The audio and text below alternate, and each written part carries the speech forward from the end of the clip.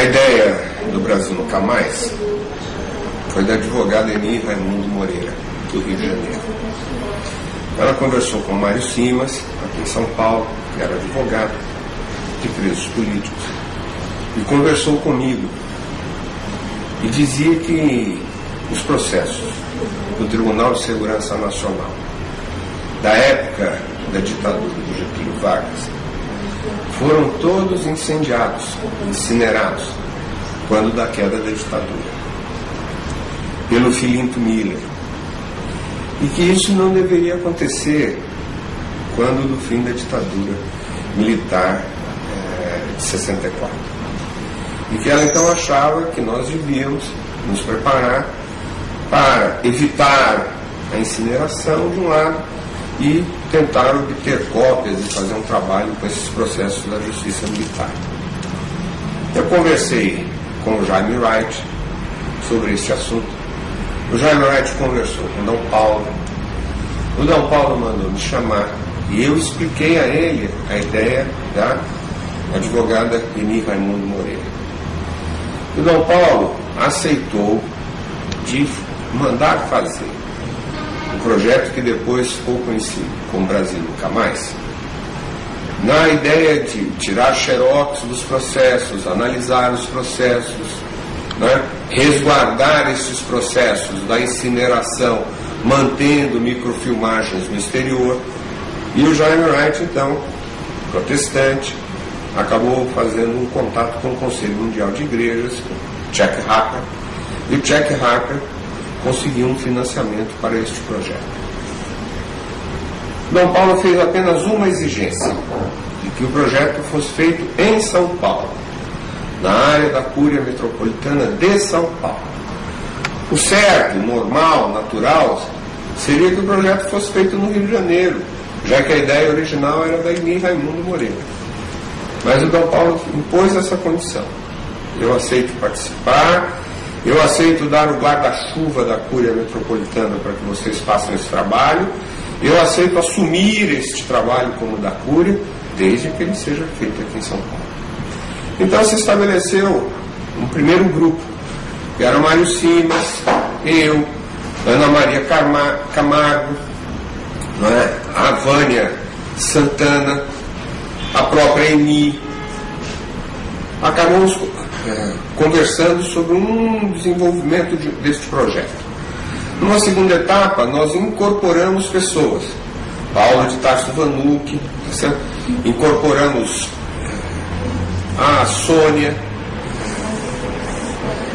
incorporamos outras pessoas. Este projeto, sob a coordenação do Jaime Wright, que tinha a responsabilidade de pegar as xerox, microfilmar, fazer com que os microfilmes chegassem em Genebra no Conselho Mundial de Igrejas e também fazer com que houvesse o repasse dos custos financeiros do projeto, certo? Fazia essa relação com o exterior, certo? Eu operei junto com o Sigmaringa Seixas a retirada dos processos, certo? Dos arquivos dos depósitos do Superior Tribunal Militar. Foram 707 processos. Inclusive, várias vezes a repressão chegou perto do projeto Brasil Nunca Mais. Isso é um detalhe que poucas pessoas sabem. Certo? De tanto o Sigmaringa assinar, tá certo? O nome na retirada dos livros, houve uma portaria, certo? Do presidente do Superior Tribunal Militar proibindo que advogados que não fossem advogados daquele processo pudessem consultar autos nos arquivos do STM. Quando houve essa portaria, porque o STM já estava desconfiado de que alguma coisa estava sendo feita com os processos, quando houve essa portaria, nós já estávamos no final do projeto, portanto essa portaria não comprometeu. E nós já estávamos tão amigos, tá certo, dos funcionários do STM, que muitos deles ajudaram a burlar a própria portaria, continuaram nos entregando os processos. E era assim, você ia lá, tirava o processo, carregava o processo numa salinha, diversos funcionários tiravam xerox, tá certo? Se montavam o processo, 2, 3 dias depois devolvia o processo do STM, Aquele empacotava xerox, punha no avião, punha em ônibus, vinha aqui em São Paulo, eu pegava na rodoviária ou pegava no aeroporto e levávamos para o local onde funcionava a equipe, certo, que estava mexendo nesse projeto. Nós tivemos 3 lugares, certo, que foram detectados pela repressão. Nós, no primeiro momento, nós trabalhamos com esse projeto no Jaguaré, né? Depois nós ficamos sabendo que havia um zunzunzinho de que a polícia estava detectando o projeto. Nós transferimos esse projeto para a Alameda Franca, numa igreja na Alameda Franca. Depois eu recebi a informação de que o DOI-CODE tinha detectado o prédio da Alameda Franca. E numa madrugada, nós mudamos o projeto, numa madrugada, numa operação impressionante, tá certo? De encostar caminhão, tá certo? Fazer o carregamento dos processos, tirar as máquinas, tirar as pessoas, e no dia seguinte, quando funcionários do projeto chegaram, o projeto já não estava mais lá. Aí foi para um terceiro lugar, e desse terceiro lugar foi para o último lugar, onde finalmente nós pudemos ter tido condição de analisar o projeto, tá certo? Os processos, tirar as partes que diziam respeito às torturas, tirar os laudos de exame médico. Terminar essa parte de compensação, tá certo? Nós mandamos para a Genebra, microfilmado, analisamos os processos, tá certo? Todos, retiramos o nome dos torturadores, de denúncias de processos, e tinha critério. Não bastava o preso dizer, fui torturado por fulano. O nome de fulano tinha que aparecer 2, 3 vezes, 4 vezes, para poder, então, por pessoas diferentes, você ter a responsabilidade de indicá-lo como praticante de tortura a presos políticos. Bem, terminada essa fase, nós começamos a analisar esses dados. Descobrimos muitos laudos que nós não sabíamos. Muitas vezes a repressão enfiava num processo da auditoria que não tinha nada a ver com isso, material essencial que ela devia ter posto no outro processo e surrupiou daquele outro processo. Então nós tivemos um panorama, um diagnóstico de 100% dos processos da Lei de Segurança Nacional durante a ditadura. Começou então a última fase, que foi a fase de escrever. Nós discutimos, tá certo? E tinha 2 posições no clamor.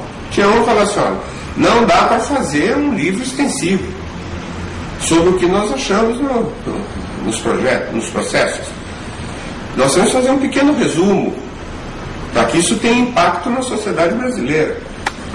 E tinha outras pessoas falando, não dá para fazer uma pesquisa de 6 anos, clandestina, cheia de riscos, você vai ter que depois fazer um resumo dela, que é muito pobre isso. Nós temos que publicar extensivamente os locais e os centros de tortura, as pessoas que foram torturadas, a lista dos torturadores, os laudos, tá certo? Pistas sobre desaparecidos, os métodos de tortura, os tipos de tortura, os locais das torturas, tá certo? No Brasil, durante o regime militar. Eu lembro a vocês que nós fizemos de 79 a 85 e ainda vigia a ditadura militar no Brasil, por isso que o projeto teve que ser clandestino, né? Então, essa discussão foi permeando, tá certo? O Dom Paulo era a favor de fazer extensivo, um projeto, né, relatório extensivo, ipsis literis o que nós tiramos dos processos, até porque não tinha condições da repressão contestar. O Jaime achava que além disso aí nós tínhamos que fazer um resumo, né, e aí nós começamos então a consultar outras pessoas. Consultamos o Ricardo Couto, consultamos o Frei Beto, tá certo? E aí a maioria das pessoas ouviram falar, dá para fazer as 2 coisas. Dá para fazer, tá certo? A lista telefônica, vários volumes, tá certo? Do material extensivo, e dá para fazer um livro resumido e tal. Aí nós fomos à editora Vozes, em Petrópolis, eu e o Jaime Wright. Conversamos com os dirigentes da editora Vozes, explicamos para eles o que tinham, sem falar do projeto Brasil Nunca Mais. Tá certo? E dissemos se eles tinham condições, tá certo, de publicar um livro sobre a repressão. Tá certo? Contamos mais ou menos por alto no que constaria esse livro, tá certo? E eles então ficaram de nos dar uma resposta. Um mês e meio depois, eles disseram que tinham condições de imprimir. Então nós começamos a escrever, cada um dividimos. Aí eu escrevi sobre desaparecidos políticos, tá certo? O Frei Beto escreveu sobre isso, o outro escreveu sobre aquilo e tal. E o Ricardo Couto, jornalista, tá certo? Fez, digamos assim, a homogeneização dos textos. O Paulinho Vanucci escreveu sobre uma coisa, outro escreveu sobre outra e tal. E quem uniformizou a linguagem para o Brasil Nunca Mais foi o jornalista Ricardo Couto. Aí nós fazemos leituras conjuntas dos textos que o Ricardo Couto nos mandava. Então a gente entregava uma cópia para o Dom Paulo, tá certo? O Jaime Wright vinha nas nossas reuniões, nós líamos os capítulos e aí falava, falta isso, faz aquilo, achei. Então havia um comentário coletivo. O Ricardo Couto, digamos assim, listava e analisava e anotava as observações da equipe e mudava o texto até chegar numa unidade entre quem uniformizou o texto e os diversos membros da equipe. Bem, uma outra fase importante foi a divulgação pela editora Vozes. E aí, o que nós tínhamos várias posições. Tinha uma posição de que nenhum membro da equipe devia se expor.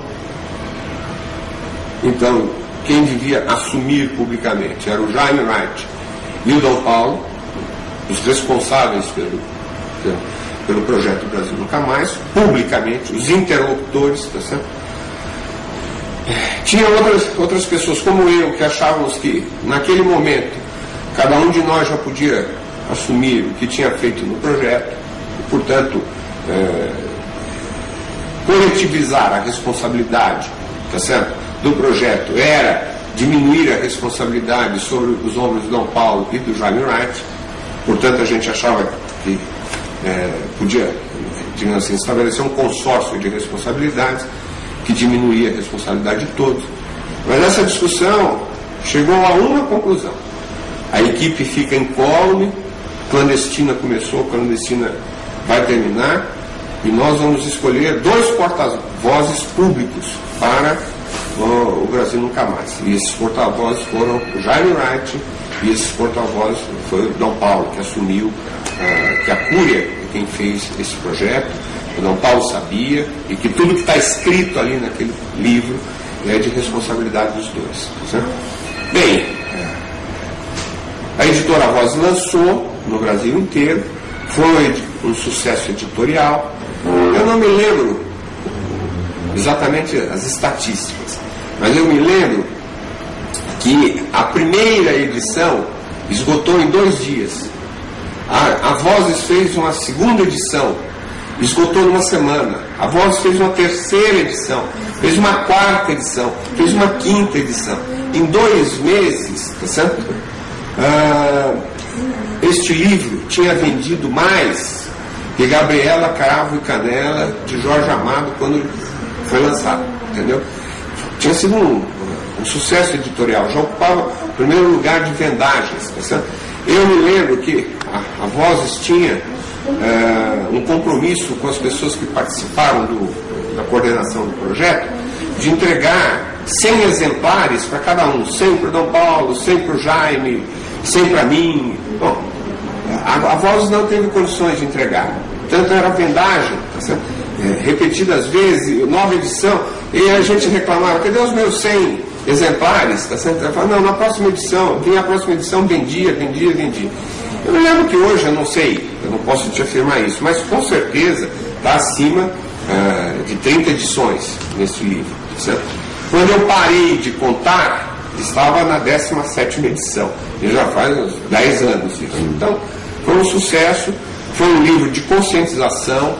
A repressão ficou atônita em cima disso, não tiveram condições de enfrentar os argumentos, porque quando as pessoas vinham e falavam contra, tá certo? O Brasil Nunca Mais, a gente mostrava que aquilo estava no processo tal, na página tal, e a citação era ipsis literis que nós tínhamos posto.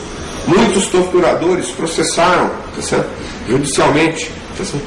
O Brasil Nunca Mais, a Cúria Metropolitana, nenhum desses processos logrou ser vitorioso. Tá certo? Por quê? Porque nós pegamos, tá certo?